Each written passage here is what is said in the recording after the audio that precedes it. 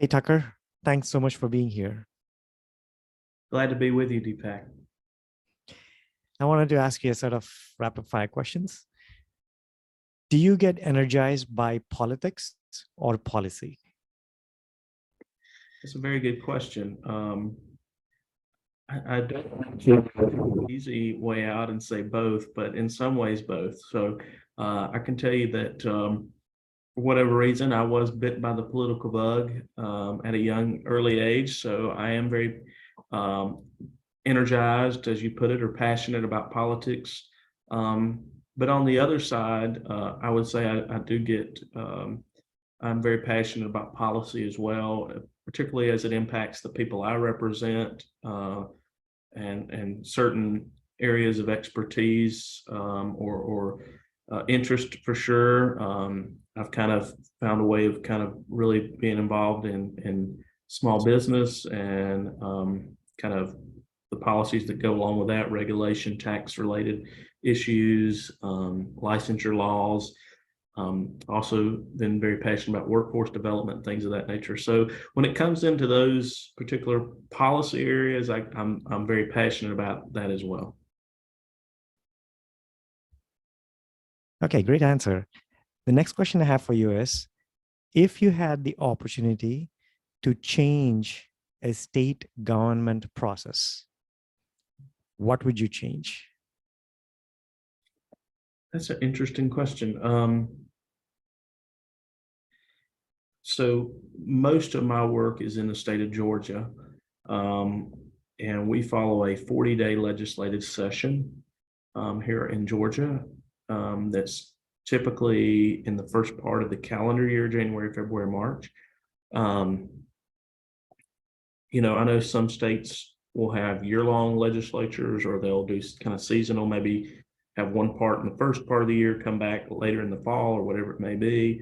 Um, I think it's a double-edged sword. Certainly, when the clock runs out, if you haven't been able to get something you're really passionate about, or that's very important to your clients, that's maybe a pressing issue, you'd like a little more time. Um, Unfortunately, that's just not the reality here in Georgia. Once those 40 legislative days are up, you're going to have to wait till the following year.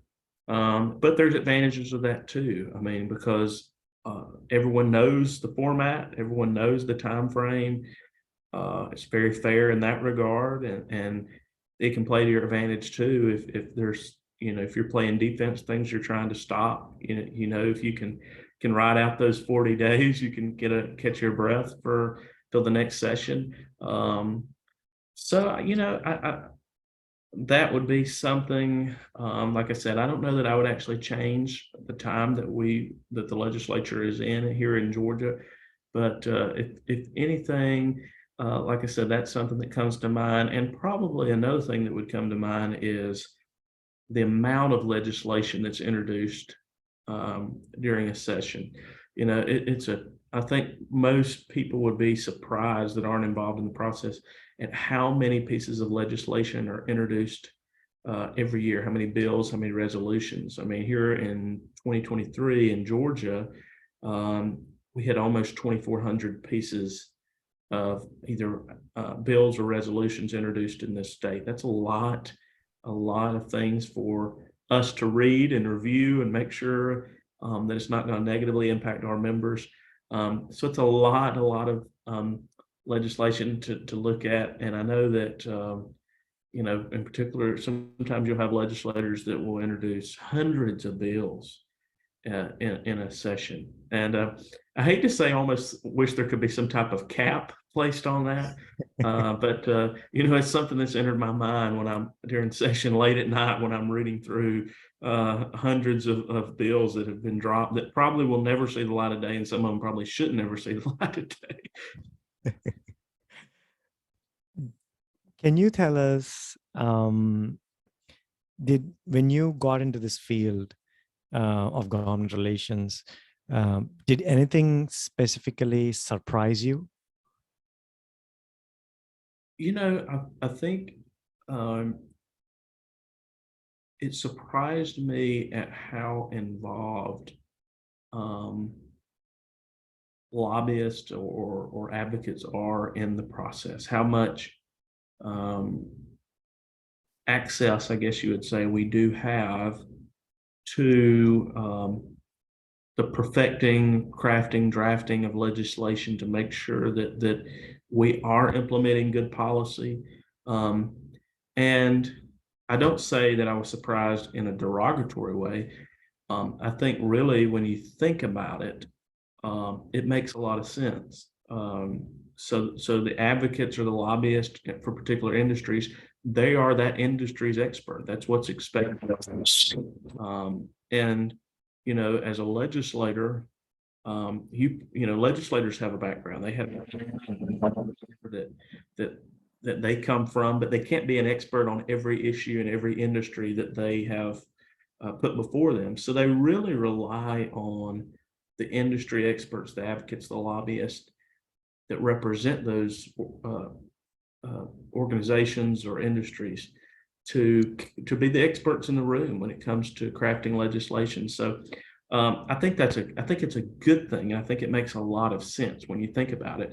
I just remember being a little surprised when I first started. It was almost kind of like, pinch yourself moment when you do get to be in those rooms where serious conversations are being had about policy, and somebody looks to you and asks your opinion on it, and or when a legislature comes to you for the first time and says, hey, this bill I think impacts your industry. What do you think? Is this good? Is this bad? I want your opinion.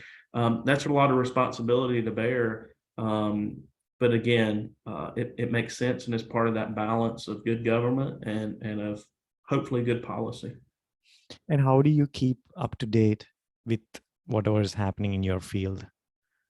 That's a very good question. And that's something that's changing constantly. That's another big part of our job that I think people may not always see or understand is, again, we are expected. It's a great responsibility. And I think we're expected to be experts in our fields, in our industries, the people we represent.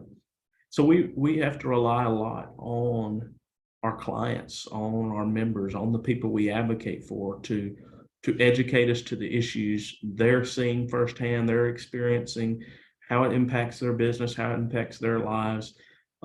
We have to rely heavily on them and constantly working and staying up to date. And then I think a lot of, I try to be very involved with professional organizations, with good reputable organizations in the fields or industries that I represent. So I'm always trying to educate myself and see what's going on, what the latest things are, what the latest trends are. I think it's constant education. Okay. And what is the best compliment you have ever received? That's an interesting question. I can't point to a specific comment, I guess, but I think when your colleagues, because I think those are the people that get to know you the best and get to know the work ethic that you demonstrate and the integrity and knowledge you have. I think certainly some of the best feelings I've had or compliments I've had has been when a colleague, as another lobbyist or another advocate, has recognized the work that I've done, and been complimentary in that regard, as far as wanting to work with me on whether it be through a coalition or wanting to work with me on legislation because they've seen and recognize the work that I've been able to do. Okay. What is your favorite movie? Oh, that's a good question. I would say this may be hard to pick just one. I don't know what the rules are. Can I have more than one? Yeah, sure. I'm gonna do. I really like an old football movie. I'm a big football fan, so there's several football movies I really like. I really like Remember the Titans. I really like Varsity Blues, which is a little bit more of a comedy kind of football movie from the 90s. I also like a little action. So and I'll tie in politics since this is a political podcast. Maybe White House down or something like that. So Cool. Good choices. Um, the next question I have for you is, what is it, the one thing you want your family to remember about you? I would hope they remember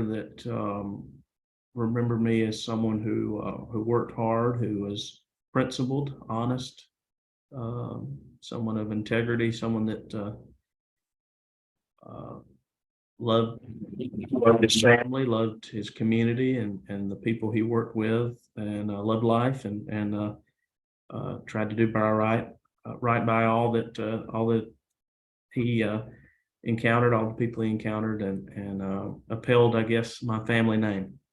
Nice. If you had the opportunity to have dinner with three people, dead or alive, who would they be?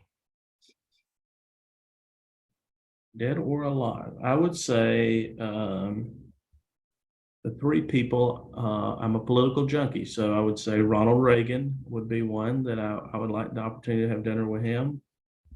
Um, I would I would like to have he's controversial, but I'll use him anyway. I think he's so fascinating. Donald Trump, he's so fascinating. I would just I'd like to be around him just to see what he's like. Um, and the other one I would say is my great grandfather. He was a World War II veteran and really lived a fascinating life. He was in business and did a lot of different things. Really kind of an American dream story. And he died when I was a small baby, and I've heard many really neat stories about him. So I think I would like to get, I'd like to have met him and had the opportunity to hear some of his stories. Nice. With that, we jump a little bit into your past. Can you please tell us, where did you grow up? Did you have a passion towards politics from your childhood? So I grew up in North Georgia in Pickens County, about an hour north of Atlanta, kind of the foothills of the Appalachian Mountains, in a small town, rural community. And I still live in Pickens County. The only time I moved away was when I was at college at the University of Georgia, and I lived 4 years in Athens. But other than that, I have been here in Pickens County, and I love it very much. Um, the second part of your question, I'm sorry. Oh, politics. I'm sorry. At a young age. Yes, I was. I think I indicated that earlier. I did have a passion and interest in politics from a young age. I don't really know honestly where that came from. My family, none of them were in politics or elected office or anything of that nature. My grandfather, who has kind of been my role model and still is, um, he was very civically involved. He was very involved in community and helping local organizations. And um, I remember him, he was somebody that was just always very informed. I remember him from a young age reading the paper, watching the nightly news. And I wanted to do everything he did. And so I remember getting interested in watching the news from a young age and reading the paper from a young age. I mean, small child. And I think that's where I began to take interest in politics. And he was also very involved in the professional organization of his industry. And they would have an advocacy day at the Capitol every year, and he would attend. And when I got around about probably 4 or 5 years old, he would take me with him. And so I have memories going to the Georgia State Capitol as a little boy with him, and kind of getting a glimpse into that world and seeing the elected officials and the people around the building.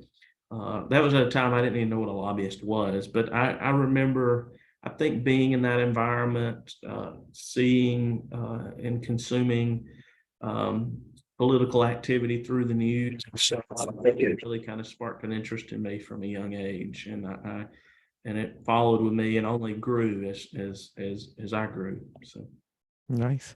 And did you, um, have that passion to continue? Which degree did you get? So I did study political science. I was a business major and then political science at UGA, and I I I did see that passion grow. I actually ended up while I was in college, I actually ran for Board of Education in my home county. I was elected. Actually, I won the race, and I became the youngest elected school board member in the state of Georgia. And so I had about 2 years of office left in college at the start of my term on the Board of Education. So I actually did get into local politics, elected office, and I did serve a full term and learned many lessons from that. And that again, only as my life continued, my involvement and passion for politics and policy, as you said earlier, only. And during your college years, was there anything which, sparked your interest in government relations at all, or when did that happen? Yeah, so that's actually exactly when my political interest or career interest kind of shifted into government affairs was in college. Um, Going through the programs at UGA, I learned more about government affairs. I learned about lobbyists. I learned about more of the behind the scenes aspects of politics, the things you don't always think of at the forefront of your mind, the more tedious, I guess, work and the players behind the scenes. And so that sparked an interest. And then it's also a time when an individual who had been a mentor to me somewhat throughout my life, that kind of grew while I was in college. He had a government affairs firm and had been a lobbyist and a former elected official, and had been in this industry for nearly 50 years. And he reached out to me one day while I was in college out of the blue, and um, kind of tried to gauge my interest in government affairs and talk to me a little more about what he did, because even though I'd known him and he had been a mentor, we'd really never got into the nuts and bolts of what he did. And it was in that time that I did he did take me under his wing, and I did begin to take more notice into the work he did, and ultimately I went to work with him some part-time as I finished my degree, and then he brought me on in a full-time role when I graduated from the university. And it was he that I worked under until I went out on my own on his retirement. Oh, I see. And so your first venture out of your college was straight into government relations? It was. Okay. So out of college, yes. Now I had I guess, a venture of sorts during college was on the local level. I was on the school board. I was elected, as I told you earlier, in that time. But I went to work as a summer intern for my local board of commissioners. And that summer internship turned into a 4-year part-time position. And I worked for them in a number of areas, public and community relations, special projects, learned under many of the different departments. And so I learned a really great grasp of local government and local politics that really impacted me and has helped me in my career. But again, that was all during college. But yes, when I graduated, I went to work right into work for a government affairs firm. Okay. How so? When you said it has really impacted or shaped your career, could you just expand a little bit on that? Yeah, on the local side, I think I learned a lot more about the true workings of government on a day-to-day basis, and by that I mean everything from the speed of government, to the need for transparency, the need for accountability, the different checks and balances, interacting with the public, um, the different kind of perspectives you have to have in government compared to a private business per se. You know, remembering that you know you're using government funds, taxpayer money. Again, there's a lot more accountability, checks and balances through elected officials, through you know, different types of uh, regulations, which are all positive things. But I think for someone not that's never been in government, it can be hard for them to understand. It can be frustrating at times as well. I mean, some of the things you hear about, people talk about, you know, being frustrated with the bureaucracy of sorts of government, the speed at which things go, and um, you know, again, it's a double-edged sword. There's pros and cons to that. There certainly when you need to move quickly on something, or you want to try and something that seems or is common sense and try and get things done, you know, it can be frustrating. But at the same time, I think there are certain measures in place and hurdles in place that can also be a good thing that tries to limit government and what they can do and how they can do things, and again being transparent to the public. So I think that was the main things that has helped my career. Being that I do work in government still, on the government affairs side, me having that understanding of a better understanding of government, and kind of the perspective to a degree of these elected officials. Certainly, I'm not in their position, but I've been in elected office before, and I work very closely with elected officials and trying to help them in the work they perform. I think it allows me to view their perspective a little greater than maybe some people. Mhm. And would you say, what would you say would be the right ideal step for someone to get into government relations? So, you know, that's a great question. I think there's no one path. I think there's many avenues that you can get on, but I think one thing is certain is you've got to get in this world somehow, whether that be at the local, state, federal level, whichever avenue you go, whether it be um, uh, serving as an intern, serving as an administrative aide, you know, policy aide, um, whatever that may be, whether it be for a government affairs firm, whether it be for an elected official working for state government, working in the governor's office, you know, the White House, congressional office, whatever it may be. I think you got to get in there. You got to get in the middle of everything and begin to learn and see what this life is all about, what this industry is all about. Um, I would say that would be my first step is for anyone looking to get in, because it is unlike any other profession, I think, and it's unlike any other world. And you know, some people love it and thrive in it.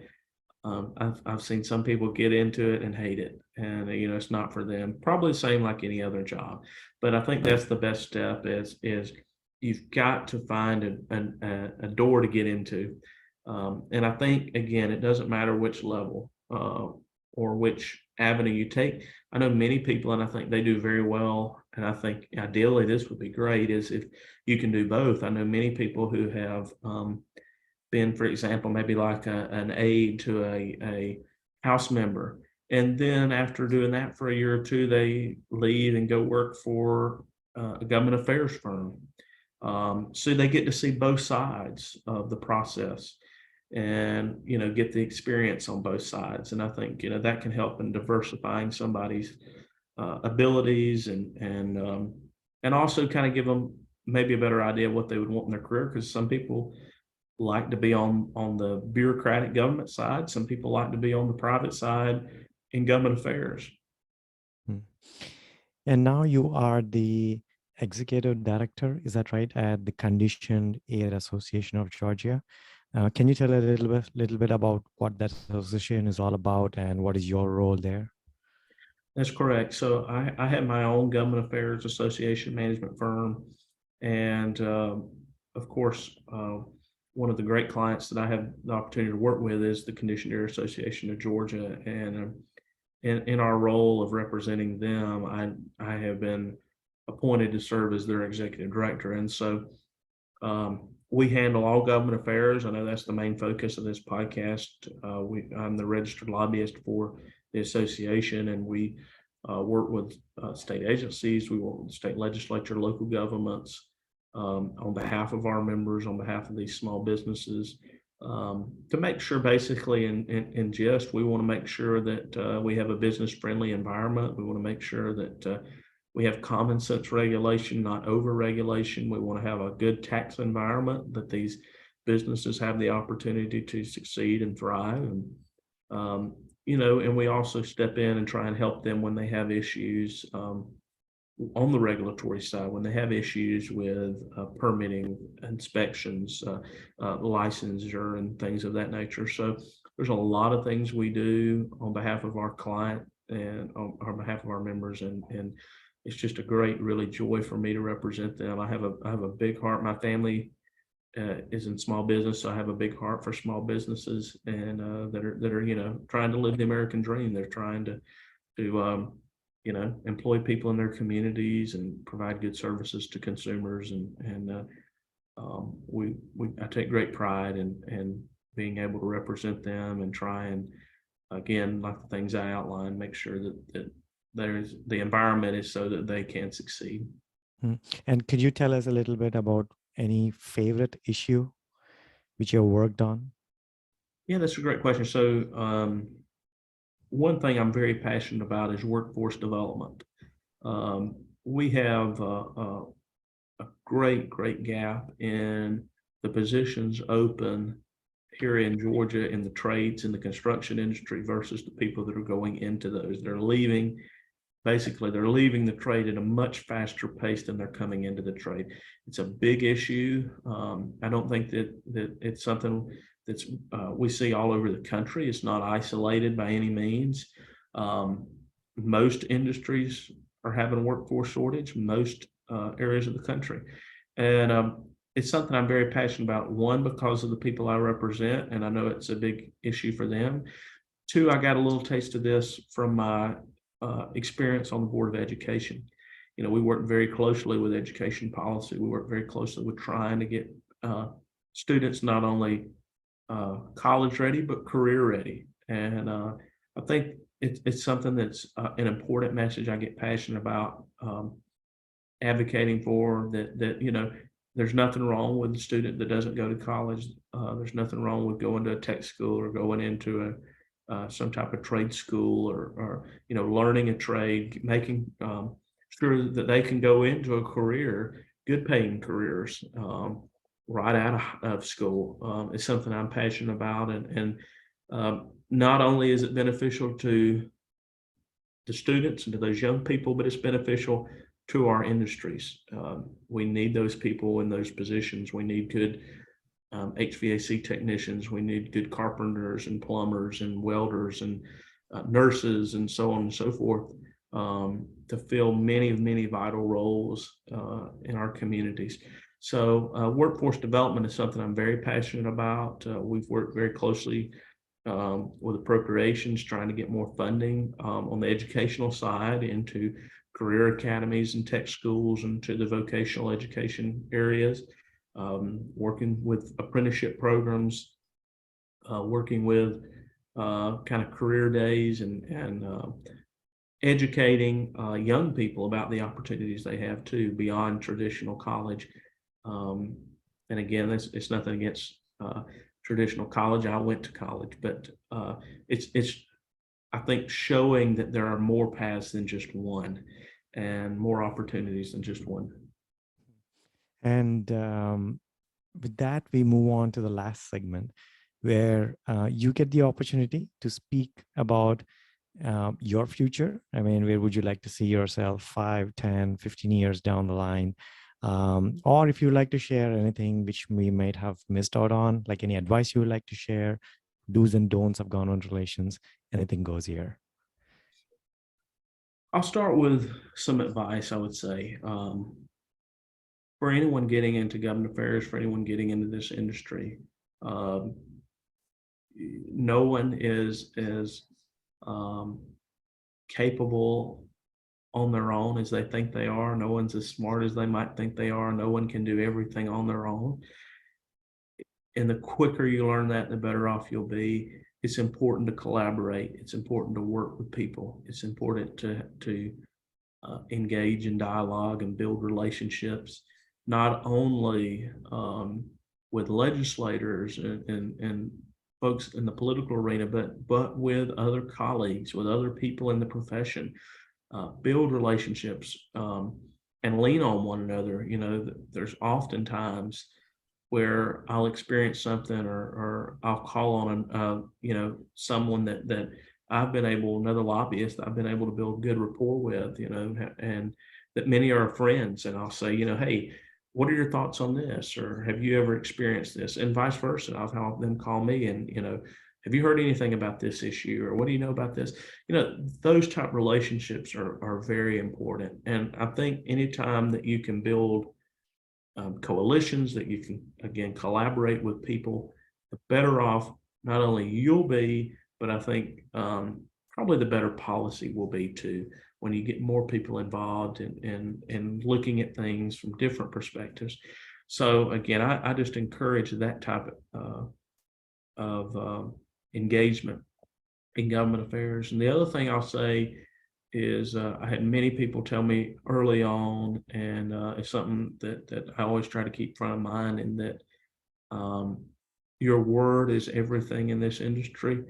People, you have to be very mindful of that because most of what we do, again, it's your word. You're going off of your credibility, your reputation. And so be very mindful and don't do anything that could make people not trust you or believe the things that you say. You want people to know when you give your thoughts or opinion on something that they can take credence in what you say. So I think that would be the advice I give. As far as me, I love the work I do. I love the opportunity to work with, again, small businesses, with good people that are trying to do the right thing and work hard and want to do things the legal and ethical way. It's my great honor to represent them, and I'm very passionate, and I take the responsibility very seriously. I love being in the political arena, but having the opportunity to influence policy and work with people, hopefully to better our communities and better people's lives. I love my job and what I'm able to do. As far as my future, I guess twofold. On one hand, as long as I'm doing what I'm doing, I hope that I'm being a positive impact, that I'm continuing to grow and build relationships and serve more people if I can, and do more good, and hopefully put out more positive policy and things for people in Georgia or around the country. That's my goal, to be as impactful and effective as long as I can. Beyond that, I don't know. Right now, I love what I do, as I said, and I'm passionate about what I do. I've had a taste of elected office, and it was a rewarding experience too. It's a tough position to be in, but it's rewarding in its own way, and I'm grateful for that opportunity that I had to serve, and I don't know if elected office is in my future again or not. I'm kind of in a position now where I'm of the feeling that I'm just going to trust in the plan and bigger than me. And if a door opens, hopefully I'll have enough sense to walk through it. That's kind of how my life's been. I've been very blessed. I've had a lot of doors, a lot of opportunities present themselves, and luckily I've had enough sense when they did to take advantage of them and to walk through those doors. And And I just hope that I'll continue to kind of take that outlook, and wherever things lead me, I'll trust in that. Tucker, I think that's a wonderful way to end this amazing conversation. Tucker, I'm pretty sure with the passion and the ethics you have, I can clearly see that no matter what you do in the future, it'll definitely have a positive impact, not only for small businesses, but all the communities around you. Thanks so much for being here. Well, thank you very much. Thank you for the opportunity and educating people about government affairs.